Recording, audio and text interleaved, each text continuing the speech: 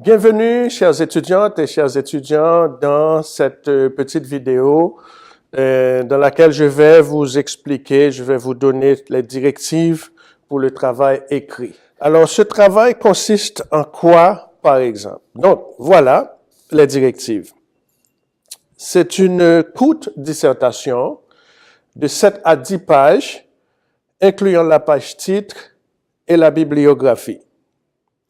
Alors, la dissertation se base sur quoi? C'est sur un thème étudié parmi ceux qu'on a vus dans le cours et qui vous tient à cœur, mais qui s'imbrique bien dans la logique du cours.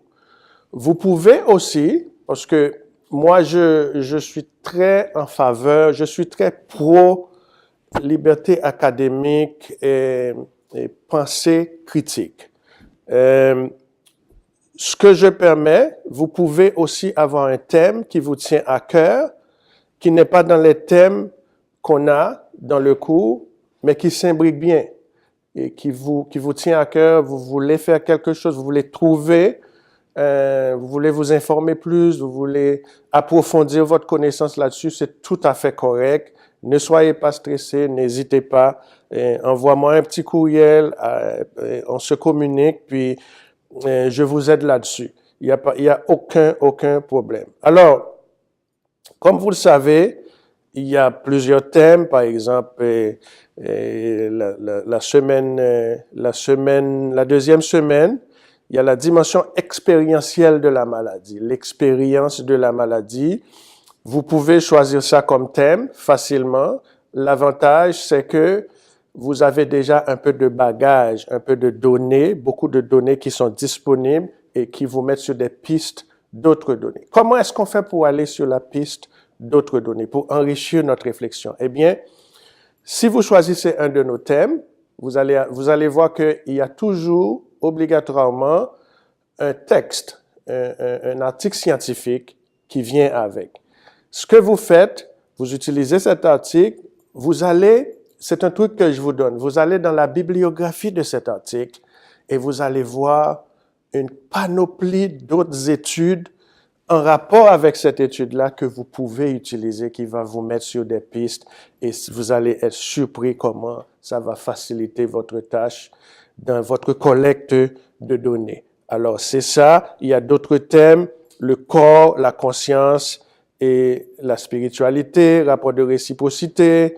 Il y a comme thème la maladie, il y a l'approche phénoménologique de la maladie, comment est-ce que la maladie est vécue, est perçue par la personne malade, le patient, mais aussi par l'entourage de ce patient-là. Donc, vous pouvez choisir ça comme thème.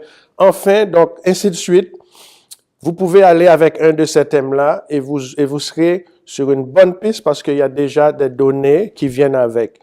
Donc, vous choisissez un thème parmi ces thèmes-là ou un thème qui vous tient à cœur. Et voici la description du travail. Donc, c'est un travail à double interligne, page titre, table des matières, introduction, développement, conclusion, bibliographie. Chaque partie débute sur une nouvelle page. Donc, vous conviendrez avec moi qu'on est à l'université. Donc, on va apporter un petit peu de scientificité, faire ça un petit peu scientifique. On produit un travail scientifique digne de travail universitaire. Donc c'est ça, une page titre, une table des matières, introduction, développement, conclusion, bibliographie. Ça, c'est les parties qui vont être inclus dans votre travail. Donc, on les débute chacune sur une page différente. Donc, à partir des thèmes étudiés en classe, vous formez votre contenu. Alors, comment est-ce que vous faites votre contenu? Vous pouvez passer du spécifique au général, ou vous pouvez passer du général au spécifique. Les deux sont corrects. Et l'un, c'est l'approche inductive, l'autre, c'est l'approche déductive. Par exemple, dans votre milieu, vous pouvez avoir vécu l'expérience de la maladie tant au niveau personnel qu'au niveau d'un membre de votre famille. Donc, vous pouvez partir de ce cas-là et vous poser des questions, de façon générale, si ça va. Dans le passé, j'ai eu des étudiants qui ont commencé de façon spécifique et qui ça a débouché sur le général, tout le système de santé, comment ils ont appréhendé ça, leurs expériences à travers le système, les maillons du système de santé, etc., ce qui devrait être corrigé, ce qui devrait être abandonné, etc. Donc, c'est ça. Esquisser le contenu en tentant de mobiliser les connaissances issues d'au moins 2 articles scientifiques, en incluant si possible, mais c'est pas obligatoire, des disciplines suivantes, la psychiatrie, la sociologie, les neurosciences, la psychologie. Donc, c'est une façon d'apporter une touche interdisciplinaire à votre travail. Donc, l'introduction consiste en quoi? Vous énoncez le sujet. Vous dites, OK, mon travail consiste en tel sujet, de quoi vous allez parler. Vous captez l'intérêt du lecteur, et en partant du général au spécifique ou vice-versa, et vous élaborez une problématique, un raisonnement, une question. Et pourquoi vous pouvez partir d'une question, et vous pouvez partir d'une inquiétude que vous avez, etc. Dire très brièvement ce que vous voyez comme problème, les questions soulevées, donner juste un avant-goût. Ensuite, dans le développement, vous argumentez, vous comparez. Alors, comment on fait un argument dans ce genre de travail? Vous comparez plusieurs articles.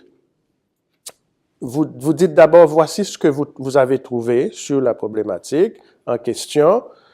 Et puis, vous argumentez en disant, voilà, je suis d'accord avec tel auteur, mais je suis diamétralement opposé. Je suis en désaccord quand tel auteur dit ça. Voilà pourquoi. Et plusieurs d'entre vous ont une inquiétude. Cette inquiétude, c'est le fait, vous me demandez, prof, est-ce que je peux donner mon opinion? Mais la réponse est oui. Dans le monde scientifique, on peut toujours donner son opinion, mais une fois que je vous dis ça, il faut nuancer.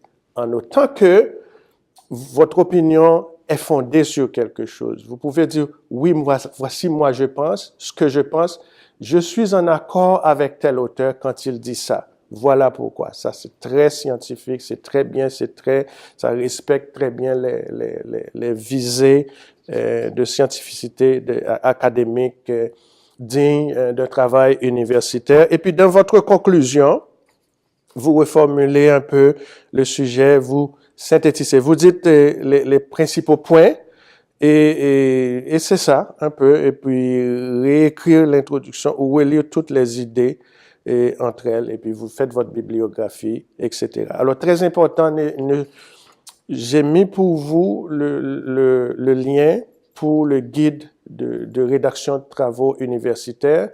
Alors, ça va vous permettre de citer bien vos sources. Si vous avez des doutes, des questions, si vous n'êtes pas sûr, contactez votre prof qui est là pour vous. Merci beaucoup.